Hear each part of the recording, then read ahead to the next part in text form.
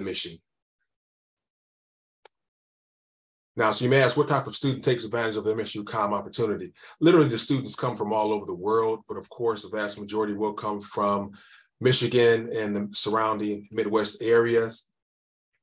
And normally we have, prior to the pandemic, about 6,000 applications for 300 seats. Since the pandemic, which we had 8,130 applicants, we are currently still hovering around 8,000 applicants, and complete applications about 6,500, again, for 300 seats.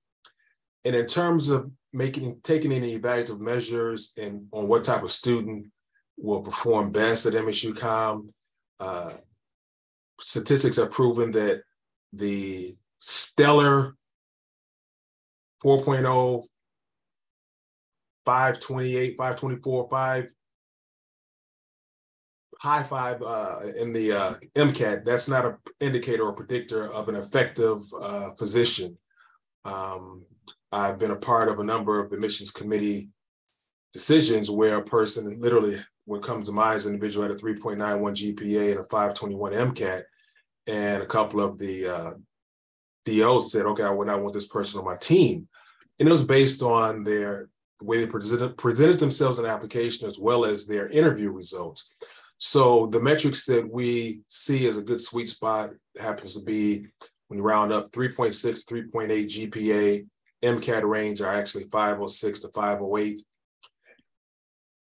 But of course, that's not a standalone metric to prove success. We look at non-academic accomplishments as well to see what do you present as a total package? What is your commitment to service beyond the medical profession? How are you connected to the population that you serve if you are a primary care physician? What is your osteopathic interest? That's something you definitely want to convey artistically without, I guess, littering your application with a bunch of osteopathic past buzzwords and tenets. Shows your osteopathic interest without telling it. And that comes into line, falls in line with you basically describing who you are, introducing yourself to a bunch of individuals who don't know who you are and why you're passionate about medicine, and your interests and your individual idiosyncratic makeup will ideally align with patient care and osteopathic tenets. Also, we look for applicants that have demonstrated leadership, because regardless of the practice you have in medicine, whether it's a PCP or specialty or subspecialty, you're going to be a leader. It's just by default. It comes with the territory as a physician. We'll look at your ability to coalesce teams or work within a team. And definitely a priority for all individuals is to have some type of cultural competency or cultural awareness, so that you're not caught in that deer in the headlight syndrome where, okay, you may anticipate a communication barrier because you're dealing with someone that's different from yourself, and you're forgetting the priority at hand, which is preservation of life, healing, and things of that nature. So cultural awareness and cultural competency, it's definitely important. Now, in terms of the makeup or your selection, should you choose MSU-COM, you're offered admission.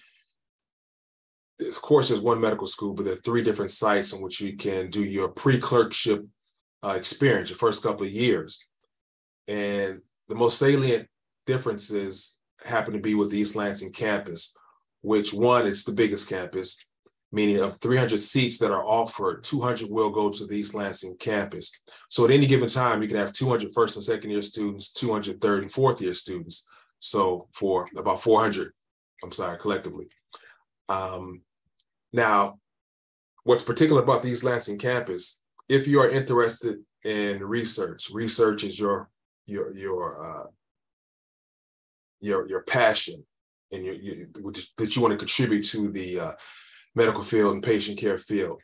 If that is the case and you want to participate in the DO PhD Physician Scientist Training Program or the dual degree program, you have to choose the East Lansing campus, because your principal investigator, your laboratories, your research, all will be conducted on the East Lansing campus.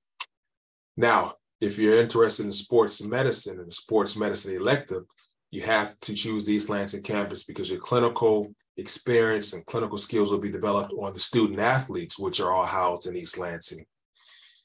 But outside of that, if you're looking for a smaller setting or location that's more southeast in the state of Michigan, then the Detroit Medical Center, which is where I'm housed, or the Macomb University Center, which is a suburb of the DMC site, may be options for you.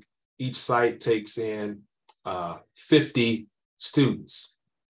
So at any given time, you could possibly have 100 students at either site, 50 first and second year students and 50 third and fourth year students.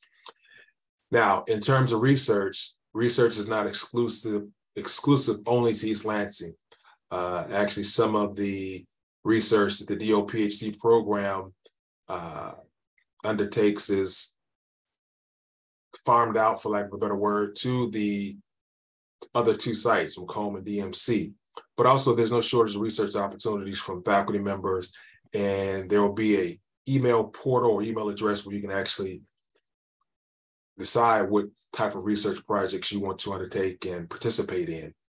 So the choice of sites, that happens once you're admitted, submit your enrollment deposit, then you can choose your first two options for a site. Now, your first couple of years, which I'm going to backtrack a little bit in terms of the evaluative process that the screening undergoes and the committee, they pay attention, strong attention to the science curriculum. The science curriculum is, well, your overall curriculum is important as well, but definitely we look for individuals with a strong science curriculum because the first couple of years, you definitely have a fire hose dose of your science courses. And if you have an opportunity to take anatomy, definitely that's going to put you at an advantage going into your first, second year. For the individuals who will be a part of the class of 2027, you will benefit from a recent change in the curriculum makeup, where the semester start is later in the summer. We used to start in June. Now we will start the second week in July.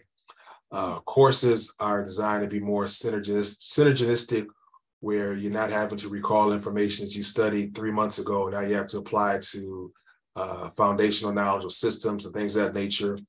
You'll get a continuous flow of osteopathic manipulative medicine. I believe it's 5 semesters of it, as well as osteopathic patient care or doctoring skills, so that that's all reinforced on a continual basis. So long story short, you will definitely have a benefit with the revised curriculum, more time during the breaks, more time to allocate for research if you're choosing to do that. So it's even a better time to be a part of the MSU-Com family. What I like to say about the curriculum, which exists now and will be in the future, each class is embedded with information that will prepare you for your licensure examination. And there's like 3 sources you can prepare for your licensure examination. Is actually internal, a class that you can take to prepare you for your license examinations, a third party. Then there's also the MSU-Com family of students studying together to prepare for your licensure examinations. There's no shortage of opportunities to get you prepared for that, so that you can be a part of that 97, 98% first time pass rate. Now, during the pre-clerkship years, you also have an opportunity to hone your patient care skills and your clinical skills. Ideally, that's something we love to see applicants bring into their experience at MSU-Com. Ideally, direct patient care, but should you not have the opportunity, especially if you're a Canadian student, you don't always have the opportunity to partake in direct or clinical experience, especially shadowing and scribe work. But at East Campus, you have an opportunity to basically bridge the gap between marginalized populations, those who are uninsured, underinsured, maybe even distrustful of the healthcare community. You can participate in the student OMM clinic, which is student run and operated, scheduling, procedures, all carried out by the students under a DO or faculty member. Detroit Street Care, Spartan Street Medicine, Macomb Mobile Clinic, you're basically bringing healthcare out to the community. It might be a homeless shelter, might literally be individuals on the street, but it's a valued service that benefits all parties involved. And it doesn't just stop locally. We have a global outreach for clinical exposure and service, where throughout the world, different continents, you can participate in global outreach to bring education, supplies, medical care to populations that don't have access to that vital care, because healthcare is a premium. Or I should say they have access, but technically they do not, meaning there may be a village or a town where the nearest provider of healthcare is a 5-hour drive, but no one owns a vehicle, or it's a boat ride and no one owns a boat. So this is a valuable opportunity for you to provide an invaluable service, as well as hone your cultural awareness, cultural competency, because some of the same individuals where you will provide service, they will immigrate to the United States, and they don't just cut off their memory of healthcare and their cultural experiences with healthcare just because they're in the United States. So the global outreach opportunity prepares you in a number of ways to, as I said before, reinforce that cultural competency and cultural awareness. And the clinical outreach, global and local, you can take advantage of that your first year, should you choose to do so. And student life, basically student organization, student government, which is the pulse and the rudder of MSU COM, basically directing the college on how you think optimal learning and an optimal learning environment will be for student success. You want to be a contributing member and participate in leadership opportunities, which is how the curriculum change came about. And unfortunately, with higher ed, especially with big institutions, change is slow, but this is precipitated from students voicing a concern about one, burnout and stress, two, wanting to have more opportunities to research and do other things. So that came from the voice of the students. So definitely get involved. There are over, I believe at last count, 40 different student organizations. If for some reason there's nothing that fancies your interest, you're by all means able to start another organization. And utilize student resources, because as you all already know, undertaking medical school is one of the most arduous process of any type of profession there is. Preparing for medical school, the application is almost a full-time job. And then once you're in medical school, individuals sometimes, as we glean from their application, are involved in traumatic situations, stressful situations, breadwinners. And when they come into medical school, those challenges don't disappear. It can only sometimes be exacerbated if they don't address these challenges.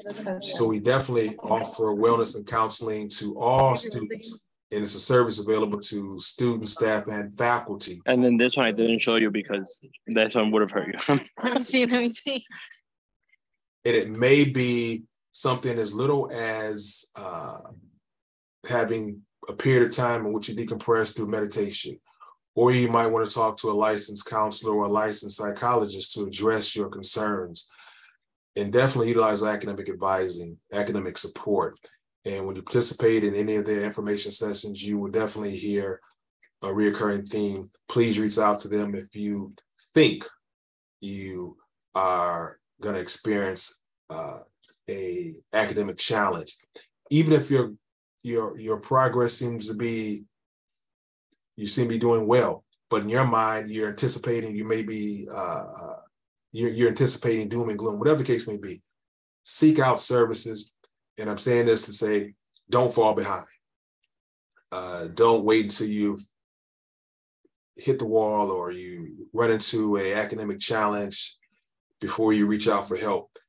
Unfortunately, medical school is not a situation where an undergrad, okay, you can cram a few days, go without sleep and catch up.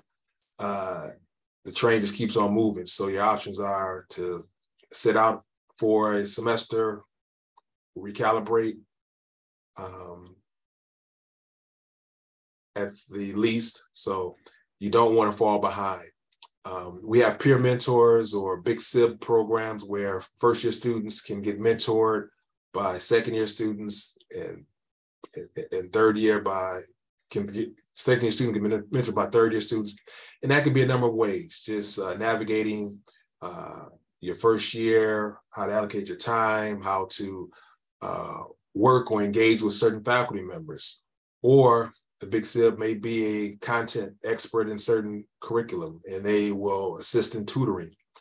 So utilize wellness and counseling, and care team is something that the admissions committee preemptively notifies counseling faculty members if a student has exhibited on their application where they are currently in or just recently experienced a traumatic situation.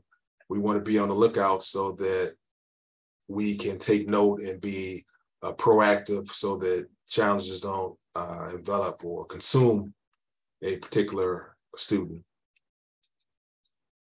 Now, as I mentioned before, the DO PhD dual degree program, that's where you have to choose East Lansing campus. MSU Comps program is the largest DO program, DO PhD program in the nation, largest funded program in the nation as well. And of course, you definitely have to be built for research, meaning that's going to be your passion that you want to contribute to the field of medicine and patient care. So you're looking at 7 to 8 years to continue to complete the program. So actually, in terms of cost, the DO PhD program literally costs less than the standalone DO program, because the DO PhD is a heavily funded through scholarship opportunity, where 60% of the cost is through scholarship. So your first semester, you'll come in early in the summer. Well, not early. You'll come in the summer, and you'll be given a $7,000 stipend. And the program is set up so that you're constantly merging, except for the first year, you'll do pure research, but subsequent years, you'll be merging research and patient care together so that your mind is never not addressing both. Because as a clinician, you may see something in patient care that you can pose is a challenge. You want to conduct research on that. Or you're doing research and you see how that can contribute to patient care. So you're never isolated and separated from one or the other. Unlike the MD PhD program, it's set up on a 2-4-2, 2 years pre-clerkship, 4 years research, 2 years clinical rotations, but you're doing one or the other. You're not merging both. So it's almost like you do your first couple of years of pre-clerkship, then you do 4 years research and forget about your pre-clerkship, and then do 2 years of clinical rotations. Again, whereas MSU Com is designed for you to always have both hats working at the same time. The DO, and to select that DO PhD program, it's a matter of checking a box, and then a supplementary application will be available for you to complete, short supplementary application, and then the coordinator, Michelle Volker, will reach out to you. For the DO MBA program, dual degree program, if you're interested in aspects of leadership, hospital systems, hospital, or you want to reproduce a successful private practice, the Eli Broad world-renowned College of Business may be something for you, where that 5-year program encompasses medicine and the business side of medicine, so that you can utilize both leadership and business principles to be an administrator or, again, operate multiple practices. Now, with your clerkship curriculum, this is your opportunity to find out what you like and dislike about certain fields of medicine. You'll be exposed to a lot, of course, during your clinical rotations. But in Michigan, we have the advantage of the statewide campus system, which basically allows you to have a smorgasbord or plethora of options to choose where you want to do your clinical rotations based on interest and specialty. But it's not limited to Michigan. You can do your clinical rotations in another state, or if need be, or if you desire, it can be out of the country. But speaking solely for the Michigan clinical rotations, you see it's a highly populated area of hospitals, statewide hospitals in the southeast part of the state where it's more populated. And the further you go west, there are less hospitals that are proportionate to the population. And central part of the state, the northern part, and even in the upper peninsula, we have a resident in training right now. So besides that benefit, it's an opportunity for you to continue to build your resume, because unfortunately or fortunately, your whole tenure in medical school is building up your resume and your skill set to match. And doing your clinical rotations is an excellent opportunity to build positive relationships, learn as much as you can. Even if you don't choose one of the base hospitals in Michigan as your place to do your residency, the administrators, clinicians that work at these hospitals communicate with others throughout the nation. It's a small population in the medical field. So if they're talking about you, you want them to talk good things about you. So make this experience a good experience for all parties involved, yourself, of course.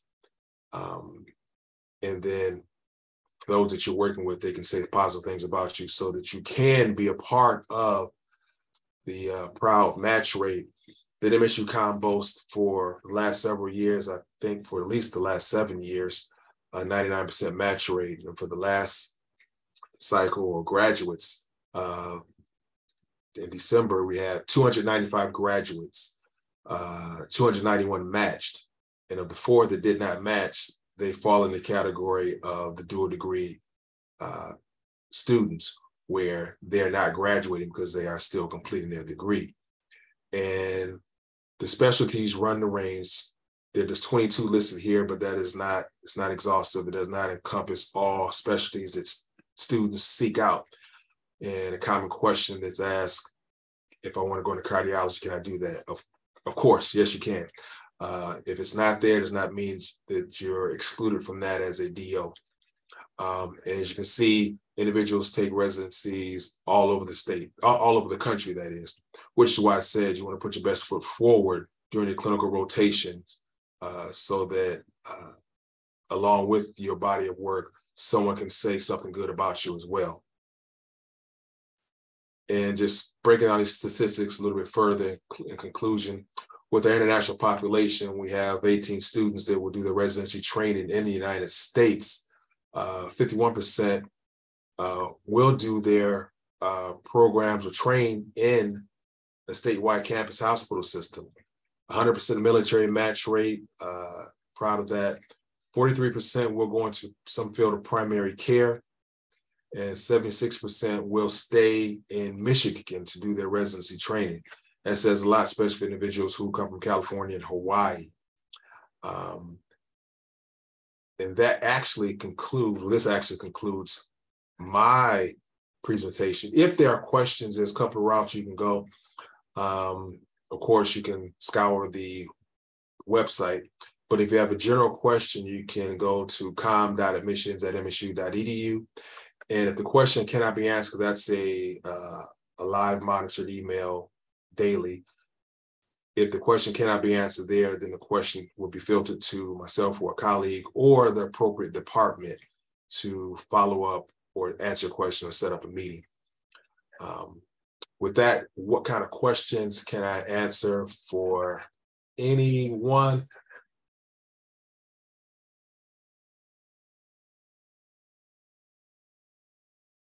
Thank you, Mr. Boyd. Any questions?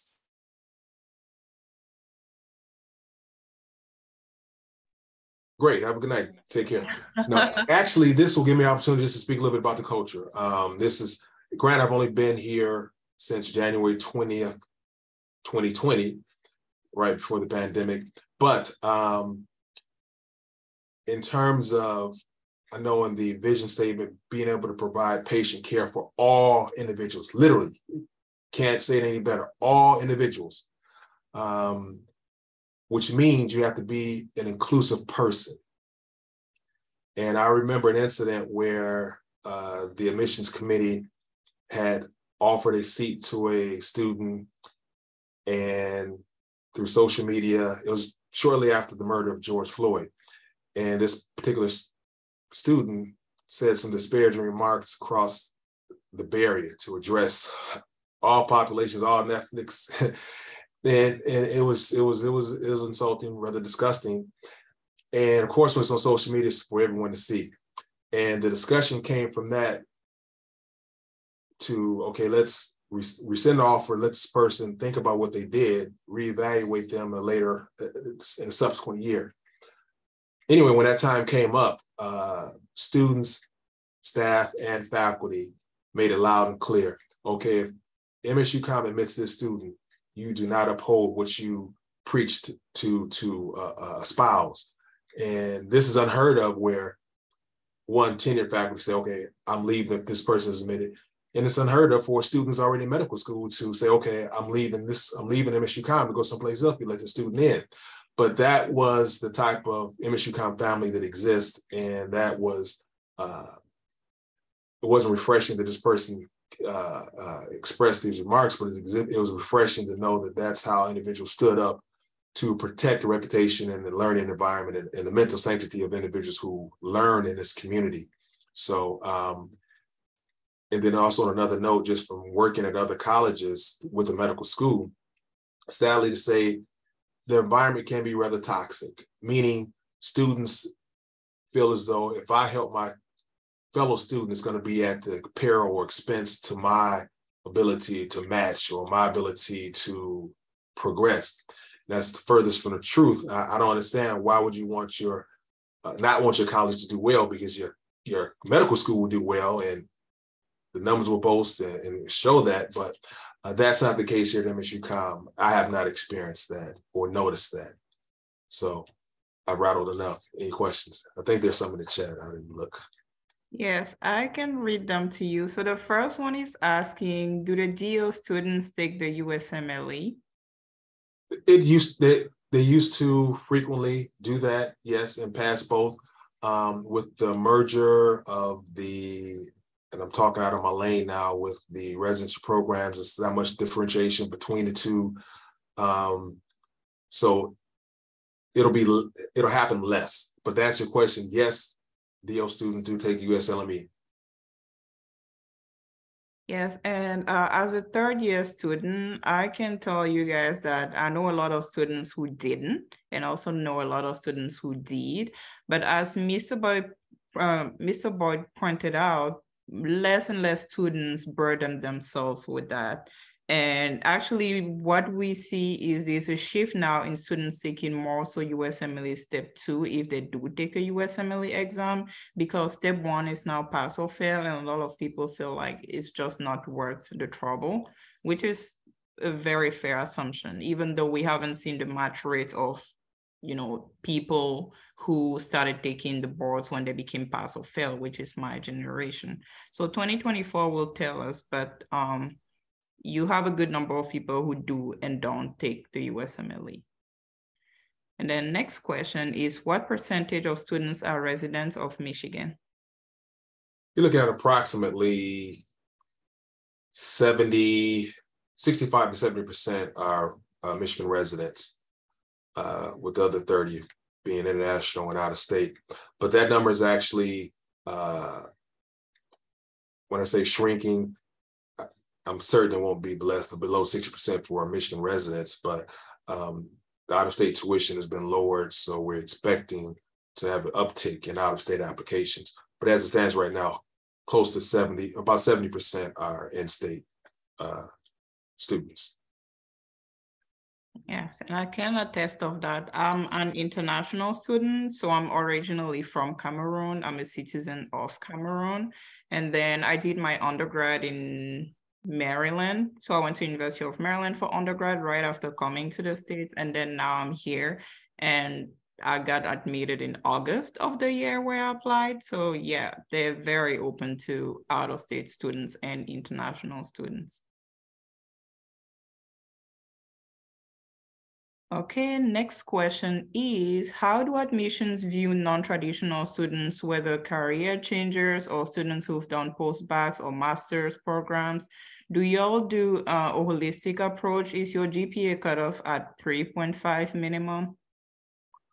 Well, the approach that MSU-COM takes for non-traditional students is embracing, welcoming approach. It brings a different perspective to medicine from a different experiential viewpoint. You're not at a disadvantage as a non-traditional student at all. And in terms of the holistic view, MSU-COM looks at you in your totality, meaning, of course, metrics are important, GPA and MCAT, and know that 3.5 is not a cutoff where if you don't have that, you're excluded.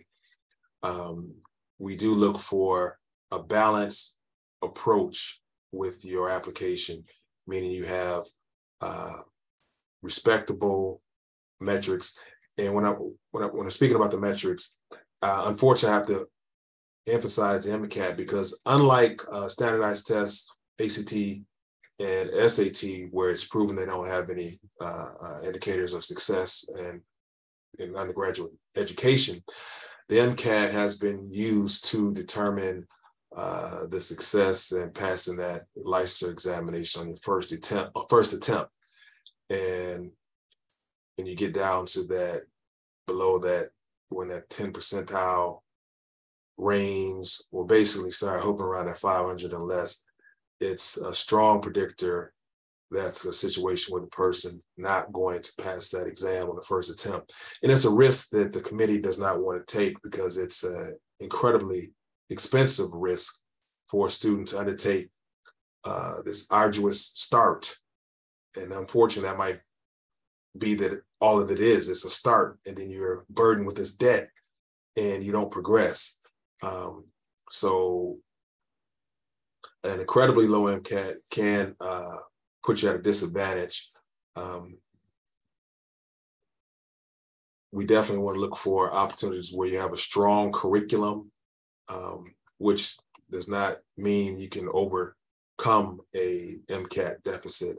But again, we look for good aspects in all areas of the application, diverse clinical skill experiences, leadership, community service, volunteerism, exposure to populations different from yourself, experience with different physicians in different fields of practice. As a bonus, being able to articulate in the application that you, well, a must is articulating in the application your passion for patient care and that you are looking to do this for the rest of your career. And honestly, I mean, to be a physician, you definitely have to be built for it. And obviously you are at this stage, but unfortunately physicians suffer from burnout and some call it quits after 5 years. So it's probably a challenge to detect that in the application. And that's not going to be a situation where committee members say, okay, I don't think this person's going to be in for the long run. If you have the metrics, the experiences, you articulate your passion for patient care. And as I said earlier, before you give any personal or your idiosyncratic makeup, that kind of aligns with osteopathic patient care, that's a bonus, that's great. Because the lines can definitely be blurred between allopathic and osteopathic in terms of what you can do, because each can do the same thing, except, and this is from Craig Boyd, a DO can do what an MD does, but an MD can't do what a DO does if you just look at the sole aspect of osteopathic manipulative medicine. But I know from the curriculum MSU-COM teaches, especially osteopathic patient care, it's that doctoring skill, is that communication, that approach to patient care that's taught. I think that's so valuable. And I don't know if I answered the question. I'm sorry, I went off on a tangent. You know, what was the question? I can speak a little bit to the non-traditional student part. Thank you, Sasha. Yeah, no problem. So yeah, I graduated undergrad in 2018. And then I went on to get a certificate after that. And then I went and got I started my master's like towards the end of 2020. And the reason I went that route was because I wasn't the strongest student in undergrad. So I kind of did more of building my academic part of my application during that route. But on the other hand, I can say that I had the extracurriculars, I had the medical experience. And so I like to think that MSUCOM does a more holistic approach when reviewing an application. I did improve academically, but the leadership that I got, and sorry, my puppy is being a puppy, but I did have the leadership, I did have the organization experience and things like that, that also helped me become a well-rounded applicant. And also I was a two-time applicant, and I could tell people that there's a big difference between my first application to my second application. My passion was definitely more prominent. I did more working as a scribe and working with different doctors and things like that to just kind of figure out, okay, I know I want to be a doctor, but why? And my personal statement definitely showed that taking the non-traditional route, even if you do have above a 3.0, sometimes taking that non-traditional route, just taking a couple more extra classes and just like finding that passion is also very beneficial. In my opinion, I am all for taking gap years. I'm 27 now, and I'm very happy that I waited, that I didn't go in at 23. I feel more prepared for med school now than I did at that time. So I think COM is very holistic in their approach to accepting students. Thank you for that. You reminded me what else I was supposed to be answering. Yeah, the post-baccalaureate and the master's program. Definitely, some people do it for their own benefit, to get their mind recalibrated for medical school. Others do it to rehabilitate your grade point average. But that is definitely a good route to go. You don't necessarily have to get a master's degree or a post-baccalaureate degree or second degree. If you have anywhere from 16 to 32 credits in the core sciences, ideally upper level science, and you demonstrated command in that, that's good. That's good. And like Sasha said, gap year is definitely good, especially if it's intentional, where you're looking to either enhance your clinical skills, I don't know, broaden your cultural awareness, study and prepare for the MCAT, but ideally want to be intentional.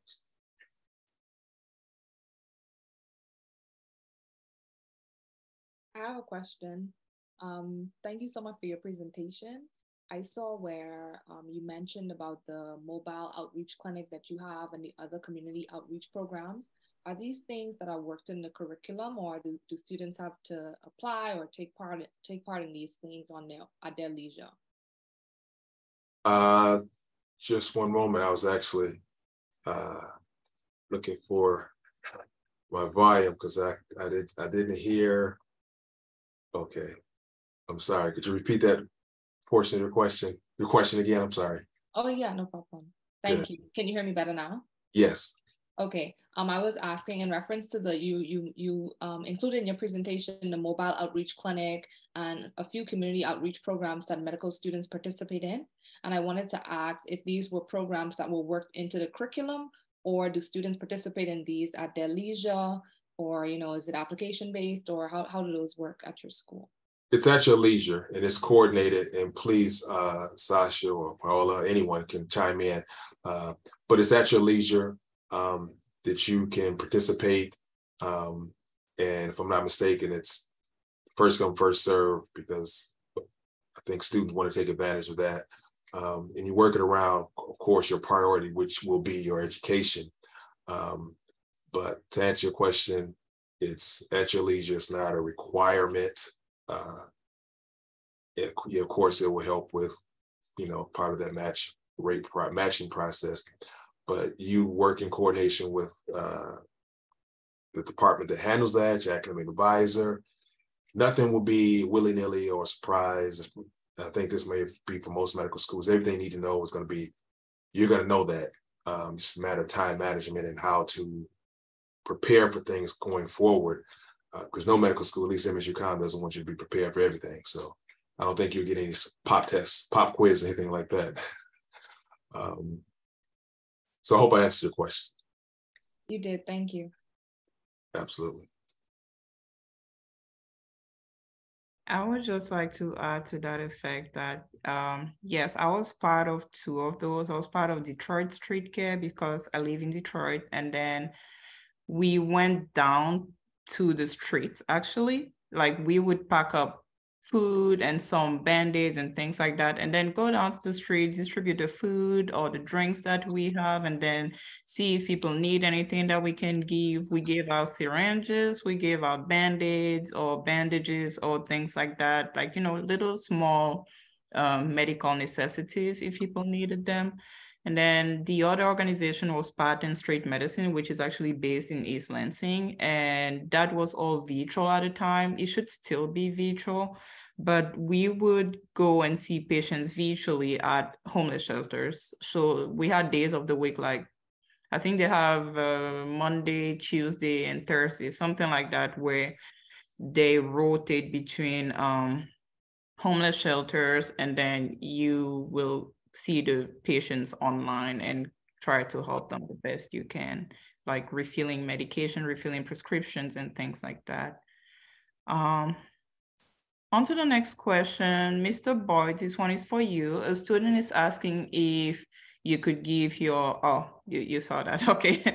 All right. And yes, any other question? Paola, I actually have a question for you. I am currently a student in Detroit who started a smaller organization that's targeting Black communities and preventative cardiovascular disease prevention and tabling and awareness. And I was definitely hoping to partner with residents at MSU, but I wasn't aware that Detroit Street Fair was a thing. So in your experience with that, did you do that while you were in medical school, or did you carry that with you into medical school and it's something you started before? No, it was already there. I came, I joined it. It's a student organization. So I just came, joined the organization once or twice a month. I don't remember how often. They'll send out an email and say, hey, if you want to do this, please sign up here. And they'll send you a link and you just sign up and you'll get the location and you show up. And then they'll let you know what to do. And that's it. That's how all of them work, really. They just send you a link and you sign up for it. And as Mr. Boyd mentioned, you have to sign up fast because everybody loves this. So yeah, and they only have like, you know, maybe 10, 20 spots at a time. So. Perfect. Thank you. But congratulations on starting that up. That sounds great, actually. Yeah. Yeah, definitely would love to partner with some of you guys and see how it can be a collaborative thing. So that's really exciting. Thank you. Yeah, I'll put my email in the chat later, so feel free to reach out. Thank you.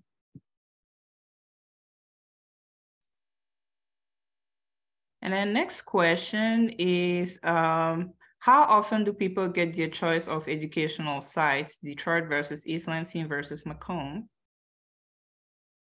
How often? I'm sorry. No, you go ahead. I was going to expound on what I was saying in the chat, but you know more about how often. Well, in short, you get one opportunity to provide your first two choices. And FYI, the Detroit site fills up quicker than the other sites. But if you don't get your first choice, you will be placing your second option. Subsequent to that, you can transfer if it's an opening, or in the case of Detroit, if someone, if a spot opens up in the Detroit site, you'll be taken off the waiting list. But yeah, a waiting list will generate, and it's based on the first person who was added to the waiting list. That's will be given an opportunity. But once you're admitted and submit your enrollment deposit, that's when you make your selection. Yeah, I was going to say when I initially got accepted, I was accepted like later in March of last year, and Macomb and East Lansing were the only two sites open. Like Mr. Boyd said, DMC is very popular, so it fills up like within the fall, I want to say. So DMC was my second choice. Macomb was my first. Well, DMC was my first choice. Macomb was my second choice. I had moved out here and everything, and a spot at DMC open. So like I live actually by the Macomb campus, and I commute to DMC when I have to go to campus. But actually when I switched to DMC, another one of my classmates also same day got the email that a spot open. So very often, you know, as people here, they get accepted somewhere else, they withdraw their acceptance, and then a spot opens, and then they just move down the line, and it can happen quick, and they give you like a day or two to switch. But yeah, it just really depends on when you get accepted too, I think. True.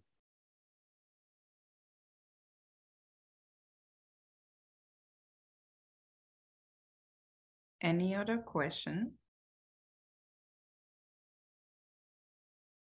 And just to add about site selection, when you embarking upon your clinical rotations, you think you list your top 3, because you're in that now, Paola. I mean, you list your top 3 choices, top 4 choices. Rare that you don't get an option in the top 3 choices. It's rare an opportunity where an individual cannot go where they want to be, since there's so many options. But that's my 2 cents. Yeah, so yes, when it comes to clinical sites, there's so many options. And as you guys saw, most of them are around the Detroit area. So you will always get something. For example, where I live, I probably have at least 10 hospitals within a 20 miles radius of me. So wherever I got, really, I could go. But I did get my actually 4th option out of the 24 options that we have. And I'm very happy with that because, again, as I said, everything is close to me. I live in Midtown Detroit, and I could have gone either way, really. So that was fine. But I just listed them by location, really, because that was the most important for me. And I actually want to add that, since we're on the topic, EL gives you the advantage, as East Lansing gives you the advantage of, you know, it's a big campus. Research, obviously, that's where you're going to find the biggest academic opportunities, because it's a big campus. That's just what it is. But the advantage with Detroit and Macomb is that you get all the clinical. Again, this area is packed with hospitals. I got my research opportunity. So I wanted a research opportunity really bad. So obviously I looked at East Lansing, but the distance is about an hour and a half. So what I did is I emailed some doctors in the area and was like, hey, and I know a lot of people who did this, by the way. I wasn't just lucky. It's like, hey, you know, my name is this, and I'm really trying to get into research, blah, blah, blah. And somebody said, yeah, sure. And that was it. And I got a paper published just like that. And it only took like what? It took me like a little less than a month to find somebody. I feel like, I don't remember exactly. And then it took me, within a year, I had a publication in hand. So you have so many hospitals around the area that, sure, you're not going to get your hands wet in a lab, but you can always get research opportunities around here as well. And also clinical opportunities if you're into that kind of thing.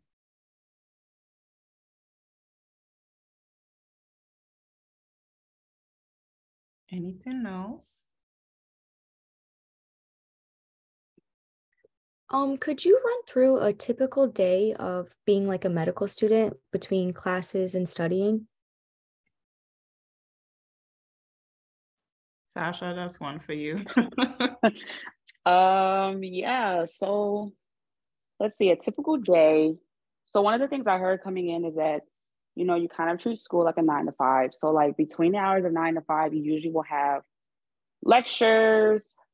They may be live, they may be pre-recorded. You kind of can do it up to you. A lot of times I choose to just watch lectures later because they're at 8 a.m. and I'm not a morning person. So a lot of times I'll choose to like maybe watch the previous day's lectures that morning, and then maybe go to lab if I have lab that day, or O&M lab, or whatever need be. And then, you know, I'll come home, I'll feed my pets, eat dinner myself, chill a little bit, and then I'll start studying for the night and do anywhere from 4 hours to an all-nighter, depending on if I have an exam coming up. That's pretty much it. And you kind of just fill in the gaps there, just depending on like what the day looks like or what the week looks like. So me being at DMC, most professors teach from East Lansing. So I could be at home watching lecture on Zoom if I decide to go live, or you can go to campus and watch within the classroom if you want to do that, if you like that feel. But very rare you're going to have a professor like at DMC or Macomb teaching unless they live in the area. And then like if you choose to do like street care or anything like that, sometimes, you know, you might do a street run on a random Thursday if you sign up. I'm like signed up for this Saturday actually for a street run. And you'll have meetings too. So the weeks can get busy. So you really have to like have a good idea of how your time management skills lay out and like what kind of studier you are. If you're a night person, if you're a morning person. Like I said, I'm not a morning person. So I tend to roll out of bed about 9 a.m., get my day started, and I'll probably go to bed about midnight. You know, toss in the gym in there if you like to work out. But that's really it. A lot of times it really just feels like I'm running around with my head cut off. But it's fun regardless. I love it.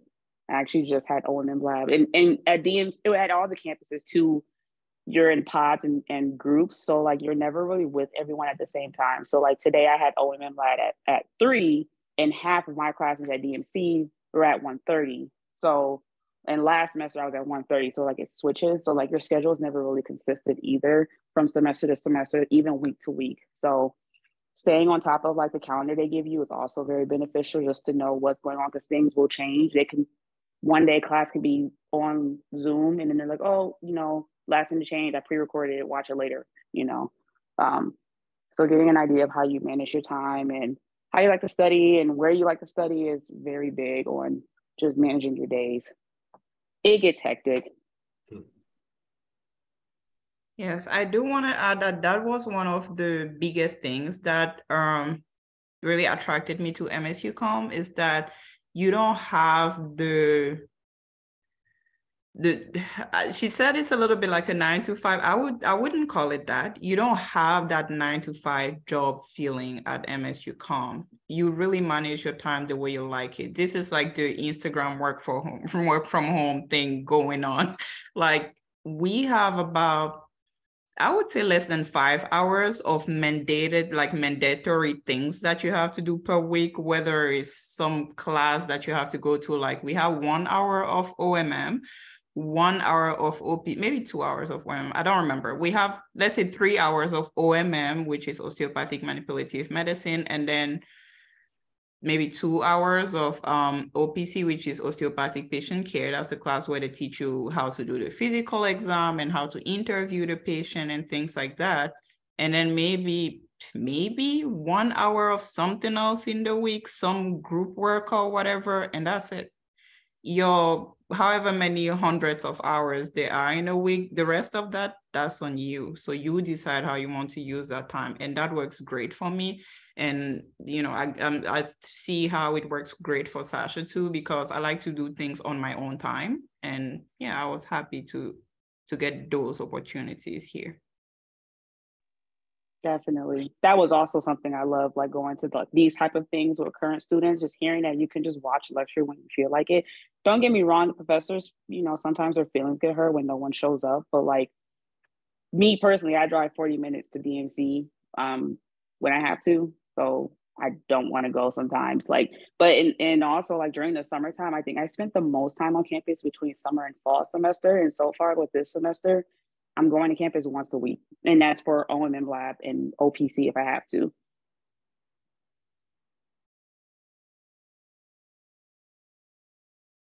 All right, anything else? We have 4 more minutes, just time to squeeze in 1 or 2 more.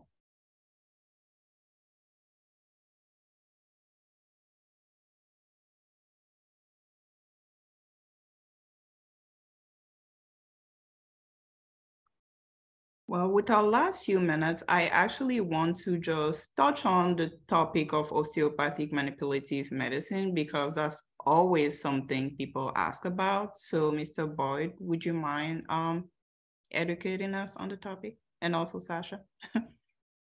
Yeah, oftentimes I like to say the most salient part is the approach to patient care. The given is learning osteopathic manipulative medicine, which is a great stopgap to individuals who are averse of prescription drugs like myself, or invasive surgeries, but allowing the patient to have a voice and partnering in allowing the patient to partner in their care, which means, again, having the very, very effective communication skills and empowering your patient. I guess I can speak from my own personal example of, let me do it real quick. And I'm not disparaging allopathic physicians, but I've been plagued with headaches since I was 5. And the allopathic doctor, there was family PCP, I told him about the headaches. He prescribed Tylenol. Told me to take Tylenol. A year later, still the same thing. Take Tylenol, extra Tylenol. Then I was more athletic and active, so I'll make certain movements with my head, and that would exacerbate or trigger a headache. And I told him that. He told me, okay, don't make any sudden movements with your head. And I'm like, okay, this dude is not doing me any good at all. So I switched. I left him, and I discovered osteopathic medicine, and instantly the line of questioning, which surprised me. I thought it was intrusive because I just wasn't used to it. They started asking me about my family history and my relationship with my parents and my mother. In my mind, I'm like, it's none of your business, But they were trying to get at the root of the problem. Where are these headaches coming from? Are they self-inflicted? Is it from unresolved trauma? Is it something I'm recalling? It's just something that never had been addressed before in my dealings with allopathic physicians. And there was a prescription of natural supplements, that did do lessen the frequency of headaches that I used to get, which used to be every day. So the approach to patient care, finding out what I want, what I did not want, which was I didn't want to use prescription drugs if I didn't have to. And they took that in consideration. So the explaining and taking the time, I really, really appreciated that. And I think it's literally from the approach that osteopathologists go about teaching physicians, because you can be a brilliant physician, you can diagnose, give prognosis, but if I don't know what you're talking about and you're speaking above my head or not even looking at me, in my mind, okay, I'm not going to give you a complete history because I don't trust you.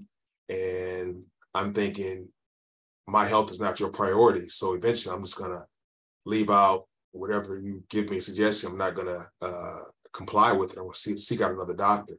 So if I'm answering the question, again, approach to patient care is definitely different with osteopathic medicine, showing that you're empathetic naturally, just something as little as leaning in to a person when you're listening to them.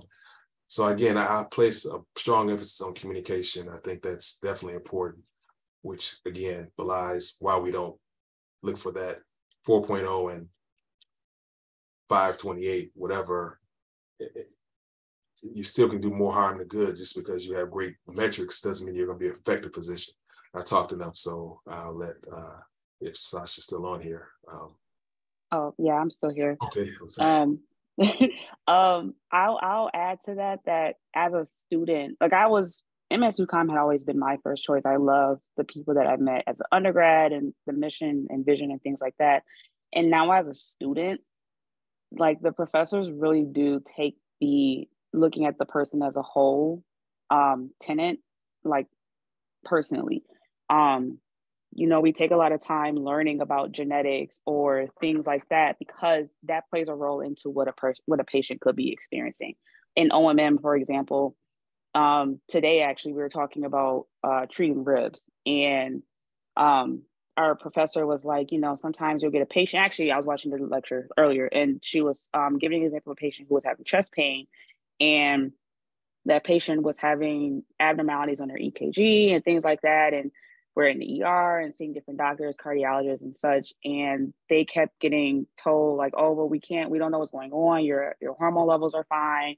We don't know why your EKG is abnormal. And then a resident who happened to be an alumni of MS-UCOM did OMM on them, and pain was alleviated. And she was explaining the importance of looking at more than just what the symptoms are being presented as, because a lot of times those symptoms could be alleviated with just a simple technique of musculoskeletal release and things like that. And the empathy part too, like, you know, you'll for OPC, our doctoring class, like, yes, we're learning how to use a stethoscope and how to use all of our tools and things like that. But we're also required to go, like tomorrow we have a clinical workshop on feedback and how to take constructive criticism. Last semester, we had these workshops on empathy and how to talk to a patient. In our neuro course, currently, we have these patient presentations every Friday, and our professors who are neurologists are very big on teaching us how to communicate with our patients, you know, what the findings are and what's actually going on versus just telling them these scientific words, like teaching us the importance of coming to their level and educating them at their level. MSUCOM, they take those tenets personally, and they want to make sure that we also take them personally. So I love it. I can't wait to get out there and actually start practicing. All right, and it is 6:03. So on that note, I would like to thank you all for coming tonight. Thank you for all the great questions, and I hope you guys learned a lot. And yeah, we'll be looking out for more MSUCOM stuff. Next week, we are going to move on to the second part of this series. So please keep coming. And yes, thank you, Mr. Boyd, for coming. And thank you, Sasha, for helping out tonight. And good night, everyone. Thank you for the invitation. Thank you, Sasha. Thank you, Paula. You all have a great, I wish you all the best. So. Yep. Good night. Good luck.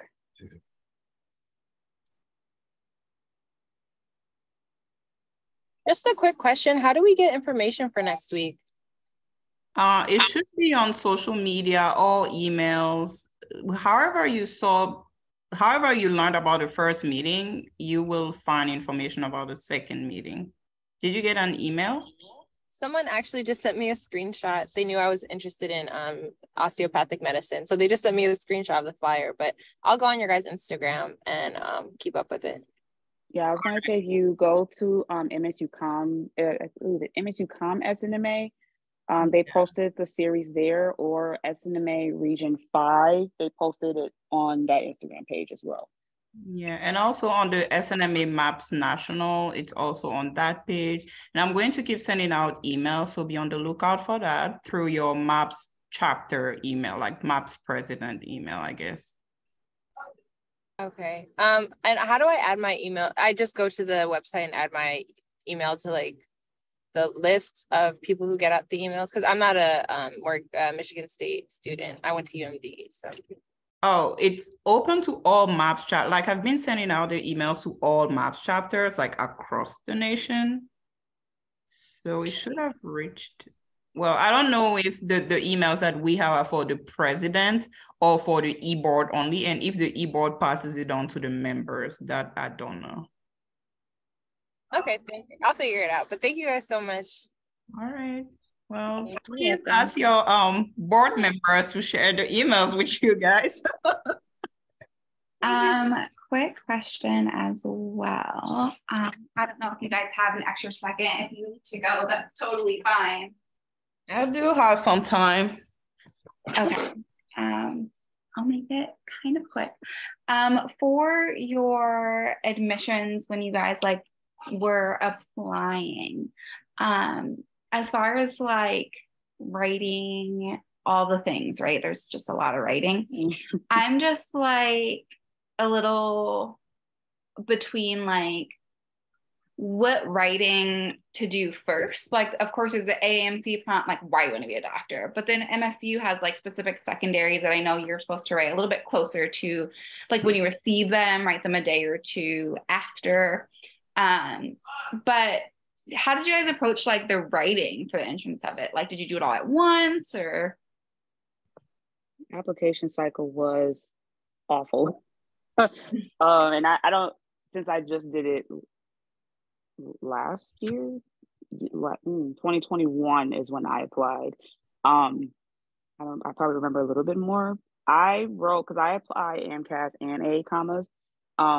So I wrote my personal statement. My personal statement for my why, it was a more like, it's I didn't change anything. Like I submitted the same one actually for AMCAS and ACOMLEX. I didn't mention anything about osteopathic versus allopathic, because your personal statement is, why do you want to be a doctor? You know, not why do you want to be an osteopathic.